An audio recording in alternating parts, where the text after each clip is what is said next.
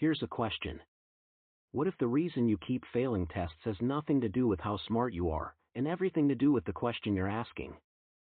Okay, so most people study by asking one question. How do I pass this test? And that sounds right. That sounds like the obvious question. But here's the problem. Your brain is really bad at answering vague, positive questions like that. Ask yourself right now, how do I pass my next exam, and notice what happens. Nothing happens. Your brain just kind of shrugs. Maybe you get a fuzzy image of yourself reading a textbook. That's it. That's not a plan. That's a daydream. So then, why does this keep happening?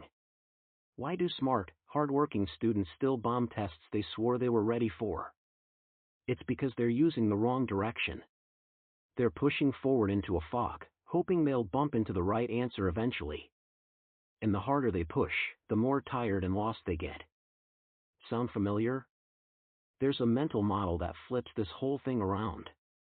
It's called inversion, and once you get it, you'll never study the same way again. Here's the trick. Inversion just means solving a problem backwards. Instead of asking how do I succeed, you ask how do I fail. Instead of chasing the goal, you chase the disasters, and then you just don't do those. Think of it like a car manual. Nobody reads a car manual to learn how to make the engine explode. But if you did read a page like that, you'd suddenly know exactly what not to do. Don't skip the oil change. Don't ignore the warning light. Simple. Clear. Actionable.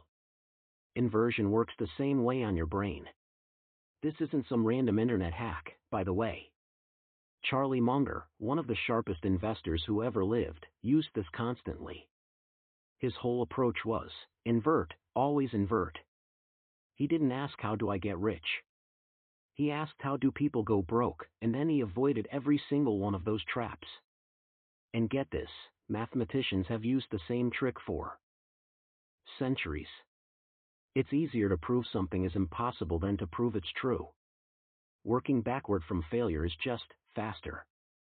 It cuts through the fog instead of wandering around in it. Now picture this. You've got a huge exam in 2 weeks.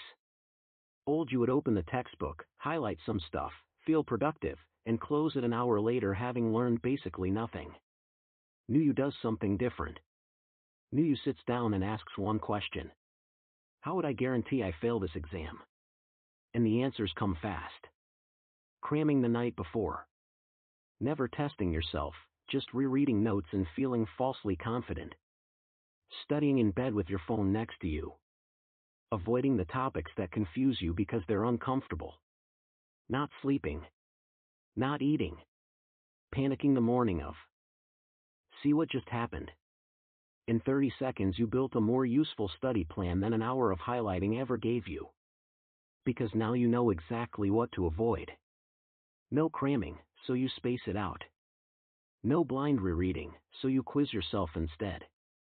No phone in the room. No skipping the hard stuff, you attack it first, while your brain's still fresh. Here's the kicker though. This feels backwards on purpose. Your gut wants to focus on the goal. Picture the A, picture the acceptance letter, manifest the win. But motivation research keeps showing the opposite works better. Daniel Kahneman, the guy who basically mapped out how our brains trick us, showed that we're wired to overestimate how much willpower we'll have in the future. You assume future you will just magically study harder. Future you will not. Future you is exactly as lazy and distracted as present you, unless present you removes the traps right now. So the twist is this. Success isn't something you build. It's something left over after you've removed every dumb way to fail. You don't need more motivation. You don't need a better highlighter. You need a shorter list of ways to sabotage yourself, and the discipline to just not do them. Okay, so here's what you actually do. Tonight, before you open a single textbook, grab a blank page and write this at the top. How would I guarantee I fail my next exam? Then write down every single way. Be brutally honest. Cramming, phone distractions, skipping practice questions, No sleep, studying the easy stuff instead of the hard stuff because it feels better. Get it all out. Then flip every single one.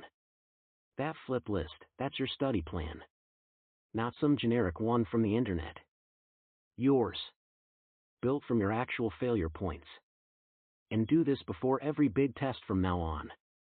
It takes 5 minutes and it will outperform hours of aimless review, every single time. So don't ask how you win. Ask how you lose, and then simply refuse to do it.